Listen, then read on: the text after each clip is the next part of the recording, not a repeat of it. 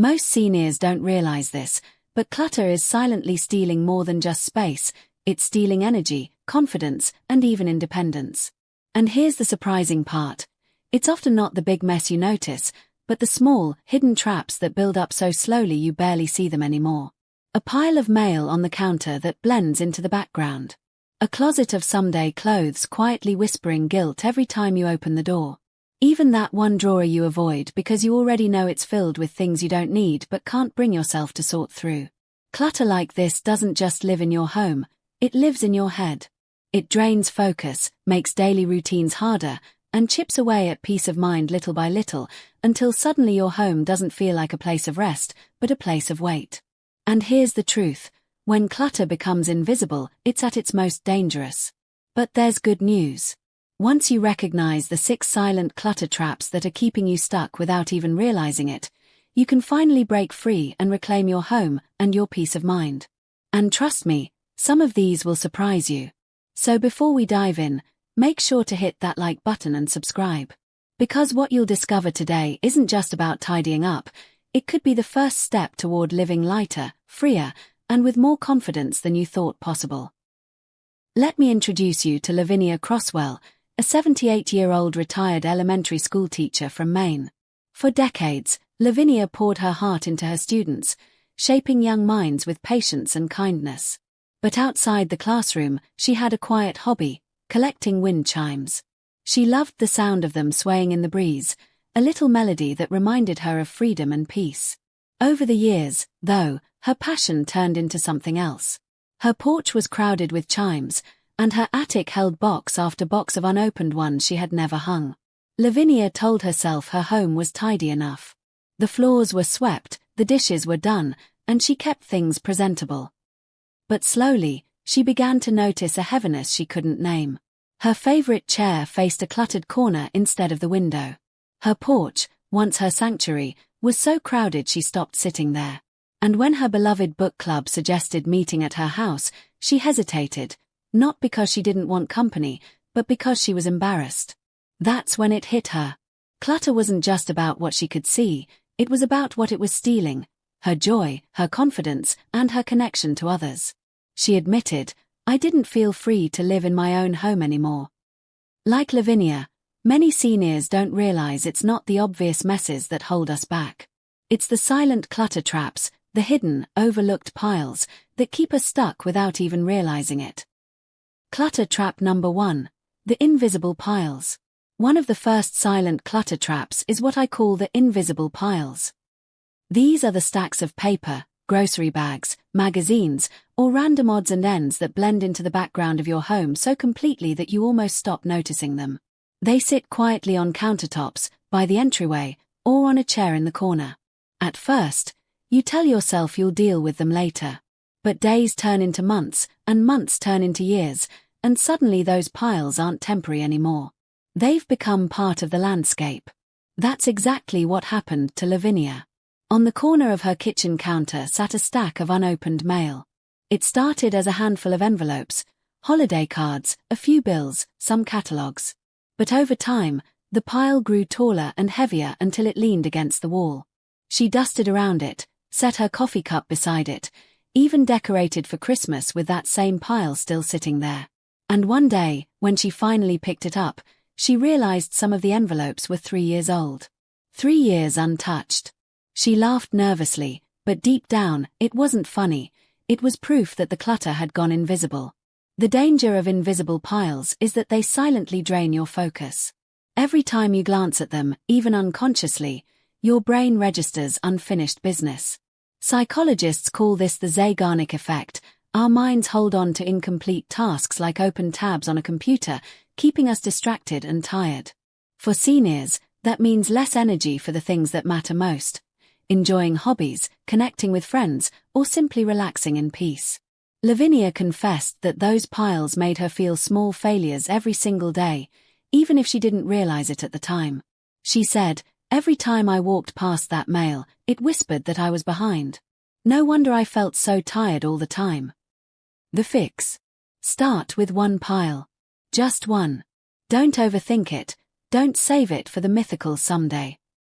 Pick it up, sort it, recycle what you don't need, and file what matters. You'll be surprised how light your home feels when even one invisible pile disappears. So let me ask you, what's the pile in your home you've been walking past for years? Is it mail? Magazines? Bags in the hallway? Drop it in the comments.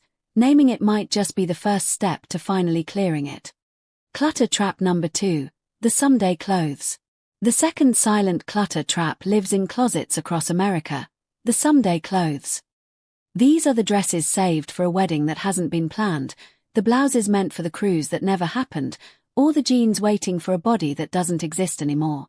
They hang there quietly, sometimes with tags still attached, taking up space while whispering to you every time you slide the hanger aside, maybe one day, but not today. For Lavinia, it was a velvet dress she bought in her early 60s. She told herself she'd wear it to a concert or a special dinner with her husband. But the concert never came, and after he passed, the dinner never would. Yet she kept the dress, year after year, telling herself she might still wear it someday.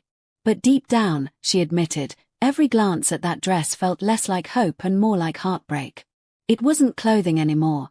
It was a shrine to a moment that never arrived. And that's the truth about someday clothes. They aren't garments, they're time capsules of regret.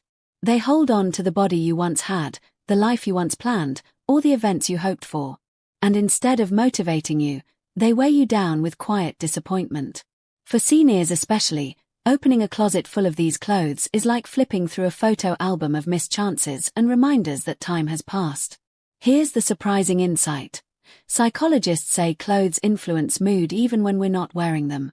A closet full of things that don't fit your body or your life anymore subtly chips away at your confidence. You might feel like you're less than every time you walk past that blouse that doesn't button or those shoes that pinch your feet. Lavinia said, "Every time I saw that velvet dress, it didn't inspire me, it reminded me of what I'd lost." The day she finally let it go, she didn't cry. Instead, she felt lighter, like she had closed a door that was long overdue. So here's your challenge. Take a hard look at your closet. If you have clothes that belong to a body you no longer have, or an event that may never come, ask yourself this. Are these clothes serving me today, or are they chaining me to a someday that may never happen? And I want to hear from you. Do you have outfits in your closet waiting for a day that never comes? Drop a yes or no in the comments. Being honest might just be the first step to freeing yourself from this trap.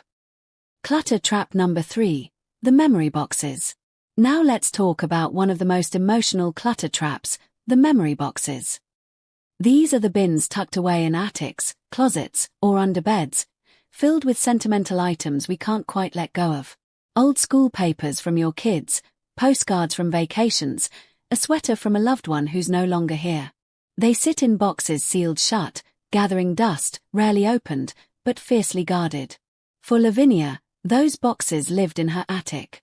She had labeled them neatly, kids' drawings, letters, keepsakes. She told herself they were precious. But when I asked her the last time she opened them, she paused and couldn't remember. It had been years. And that's when she realized something powerful. The memories weren't living in the boxes. The real memories were alive in her heart, in her stories, in the way her children laughed when they remembered making those drawings. The boxes weren't carrying joy. They were carrying weight. Here's the hard truth. Unopened memory boxes often hold frozen grief, not living nostalgia. They're not about celebrating the past, they're about postponing the pain of letting go. And when seniors hold on to too many of them, the result is a home that feels heavy, a constant reminder of moments that have passed, rather than a celebration of the present. Psychologists say sentimental clutter can trap us in what they call identity clutter. Objects that tie us to who we used to be, instead of supporting who we are today. And for retirees, this can quietly rob you of the freedom you thought retirement would bring. When Lavinia finally opened one of those boxes, she found her husband's old windbreaker. She held it, smelled it, and cried. Then she folded it gently and donated it to a local shelter. Later, she told me, I realized the love wasn't in the jacket. It was in the years we shared. Letting go didn't erase him, it just gave me space to breathe. So here's the shift. Memory boxes don't have to vanish, but they should be curated. Keep a few meaningful items that truly spark joy, and let go of the rest. And for the things that tug at your heart but you don't need to keep physically, take a photo.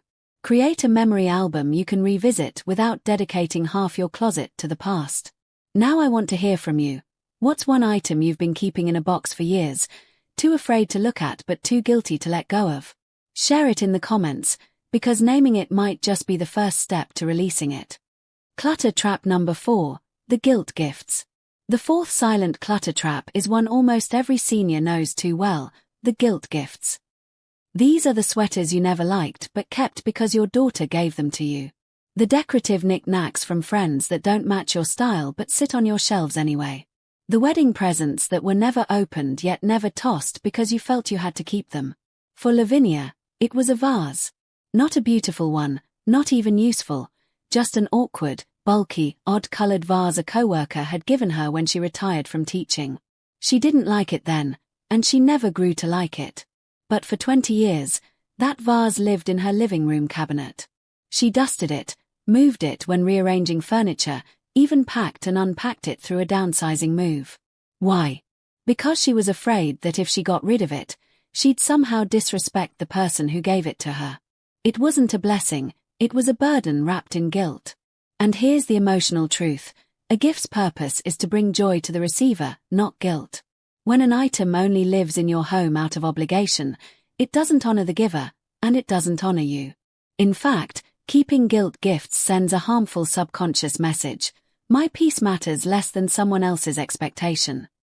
For seniors, especially those navigating retirement or grief, this can weigh heavily, fueling feelings of obligation long after the moment has passed.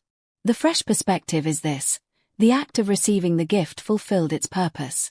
The gratitude you expressed, the smile you gave, that was enough. The physical object doesn't need to linger for decades. And if you release it, you're not rejecting the person. You're simply freeing yourself from carrying something that was never truly yours to carry. Lavinia admitted that the day she finally donated that vase, she felt something break loose in her spirit. It wasn't just about the vase, she said. It was about giving myself permission to let go of things that don't serve me anymore. That shift allowed her to see gifts differently, blessings that could be passed forward instead of weights she had to drag behind her. So here's my challenge for you. Take a look around your home and spot one item you're only keeping out of guilt. Ask yourself, if the giver walked in today, would they want me to carry this guilt, or would they want me to be free? The answer is almost always freedom. And I want to hear from you. Do you have a gift you've been holding on to for years, not out of love but out of guilt? Share it in the comments. Your story might encourage someone else to finally let theirs go. Clutter trap number 5, the just-in-case hoard.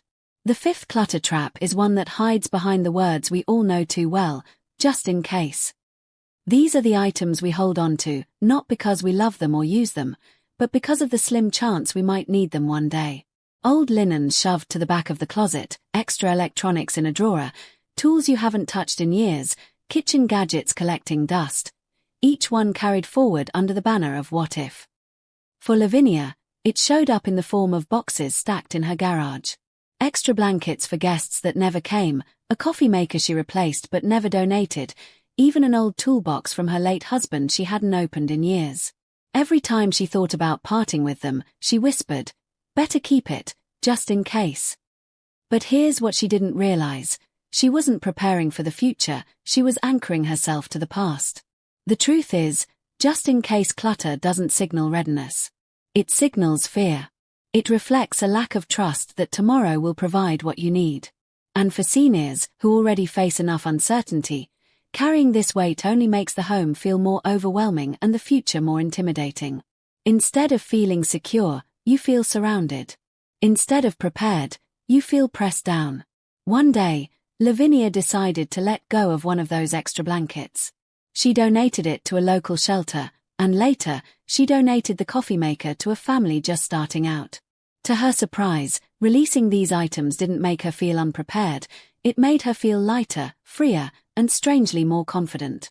She told me, "It turns out I didn't need 10 old blankets to feel safe. I only needed to trust that I'd be okay with the 2 I use every winter." And here's the empowering perspective. Every time you let go of a just-in-case item, you're making room for something better.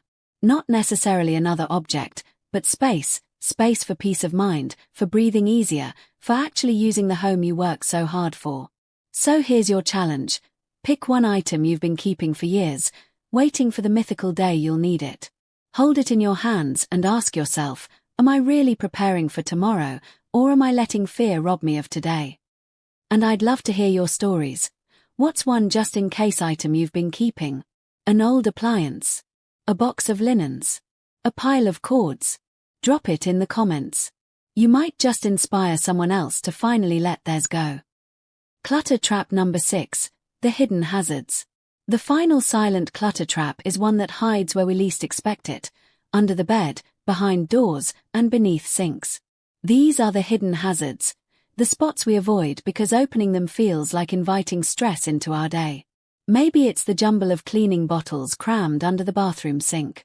Maybe it's the stacks of boxes shoved behind a door that never quite closes. Or maybe it's the forgotten storage bins gathering dust under the bed. Out of sight doesn't mean out of mind, because every time we avoid those spaces, we carry a quiet burden of anxiety. For Lavinia, it was the area under her bed. She had stuffed it with old teaching supplies, boxes of wind chimes she never unpacked, and mismatched shoes she hadn't worn in years. She told herself it was clever storage, but deep down, she dreaded vacuuming under there or even dropping something that rolled beneath the frame. One night, after waking up anxious and unable to sleep, she realized that even in rest, the clutter was pressing on her, literally beneath her. And here's the practical truth. Hidden hazards aren't just emotional, they're physical. Seniors face greater risks of falls, and clutter in tight spaces multiplies those dangers. A basket left behind a door can turn into a tripping hazard. Expired cleaning products under the sink can release fumes and create health risks. Forgotten piles can even invite pests or mold. But the emotional weight is just as heavy. Every closed door, every ignored corner whispers, "There's a mess here you can't face." And over time, that whisper becomes a chorus, fueling shame and robbing seniors of the peace their homes should give them. When Lavinia finally pulled everything out from under her bed, she said it felt like lifting a shadow from her life. She donated the supplies, recycled the junk, and left the space clear. That night, she slept better than she had in years. "It was like I could finally breathe in my own bedroom," she admitted. Here's the shift. Clearing hidden hazards isn't about creating a picture-perfect house. It's about reclaiming safety, confidence, and serenity in the spaces you use every day. So here's your reflection. What space in your home do you avoid because you know it's hiding clutter? Under the sink? Behind a door? Under the bed? Tell us in the comments. Sometimes naming the space is the first act of courage toward clearing it. When Lavinia finally faced her silent clutter traps, something remarkable happened. Her home didn't just look cleaner, it felt alive again. She opened her doors, not just literally but emotionally. After years of hesitation, she finally hosted her beloved book club once more. Her friends gathered in her living room, sipping tea and laughing the way they used to. And in that moment, Lavinia realized decluttering had never been about what she gave up, it was about what she got back: peace, freedom, and friends. Her story is a reminder that clutter isn't only about the things we see. It's about the energy we lose, the opportunities we miss, and the connections we put on hold when our homes feel too heavy to welcome others. By clearing these silent traps, Lavinia didn't lose her past, she reclaimed her present. Now ask yourself, what could you get back if you released the clutter weighing you down? More energy, better sleep, the confidence to invite a friend over without stress.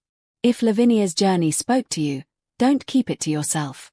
Hit that like button, subscribe, and share this video with a friend who might be carrying their own silent clutter traps. Sometimes, encouragement from someone who understands is the greatest gift. And don't miss our next video, where I'll uncover the 7 daily cleaning myths that waste seniors' time and energy. You may be surprised to find you've been working harder, not smarter, and the fixes could give you back hours every single week.